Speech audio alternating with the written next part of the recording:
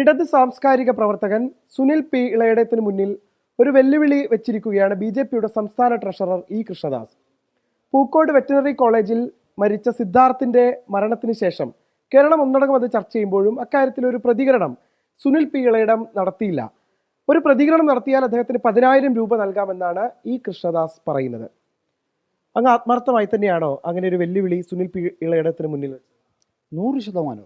ഞാൻ 10,001 രൂപയുടെ ചെക്ക് ഞാൻ എഴുതി വെച്ചിട്ടുണ്ട്.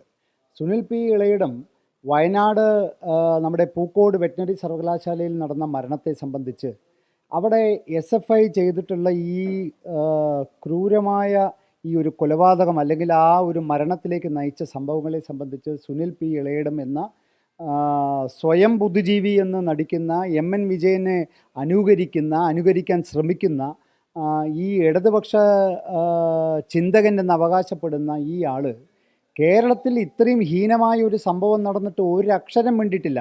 അദ്ദേഹം ഇതിനെ സംബന്ധിച്ച് വായ തുറന്നാൽ അടുത്ത നിമിഷം 10,001 രൂപയുടെ ചെക്ക് ഞാൻ അദ്ദേഹത്തിൻ്റെ പേരിൽ ക്രോസ് ചെയ്ത ചെക്ക് അദ്ദേഹത്തിൻ്റെ വീട്ടിലേക്ക് ഞാൻ പോസ്റ്റ് ചെയ്യും. ഞാൻ ഒരു സംശയവുമില്ല. കാരണം ഇത് കേരളത്തിലെ സാംസ്കാരിക നായകർ എന്ന് പറയുന്നത് വളരെ സെലക്റ്റീവായിട്ട് പ്രതികരിക്കുന്ന ആളുകളാണ്. ഉത്തരേന്ത്യയിൽ എന്തെങ്കിലും ഒന്ന് നടന്നു കഴിഞ്ഞാൽ ഉടനെ വാളുമെടുത്തിട്ട് ഇറങ്ങുന്ന ആളുകൾ ഇത്രയും ഒരു ഹീനമായ ഒരു കൃത്യം നടന്നിട്ട് ഒരക്ഷരം മിണ്ടിയിട്ടില്ല എന്ന് പറഞ്ഞു കഴിഞ്ഞാൽ ഈ ഒരു വെല്ലുവിളി 100% ആത്മാർത്ഥതയോട് കൂടിയിട്ടാണ് ഞാൻ നടത്തിയിരിക്കുന്നത്. ഞാൻ മനസ്സിലാക്കുന്നു അടുത്ത 5 ദിവസം അദ്ദേഹം പാലക്കാട് ലൈബ്രറി കൗൺസിലിൻ്റെ ആഭിമുഖ്യത്തിൽ വിവിധ വിഷയങ്ങളെ സംബന്ധിച്ച് പ്രഭാഷണം ഇവിടെ നടത്തുന്നുണ്ട്. ഏതാണ്ട് 5 ദിവസത്തെ പരിപാടികളാണ് പാലക്കാടുള്ളത്. പാലക്കാട് നഗരസഭയുടെ വൈസ് ചെയർമാൻ എന്ന നിലയിൽ അദ്ദേഹത്തെ പാലക്കാട്ടേക്ക് സ്വാഗതം ചെയ്യുന്നു. അതോടൊപ്പം തന്നെ ഈ വെല്ലുവിളി അദ്ദേഹത്തിൻ്റെ മുമ്പാകെ ഞാൻ വയ്ക്കുന്നു.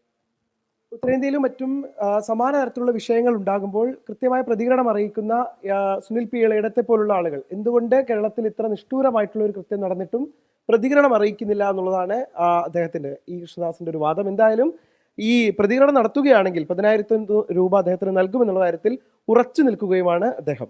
രാജീവ് സുദേവിനൊപ്പം പാലക്കാട് നിന്ന് നിഖിൽ പ്രമേഷ്, 24. ലോകത്തെവിടെയായാലും ഏത് സമയത്തും 24 വാർത്തകളും ഓഗ്മെന്റഡ് റിയാലിറ്റി പാക്കേജുകളും എക്സ്പ്ലെയിനറുകളും വിശദമായി കാണാൻ ഞങ്ങളുടെ YouTube ചാനൽ നിങ്ങൾക്ക് സബ്സ്ക്രൈബ് ചെയ്യാം.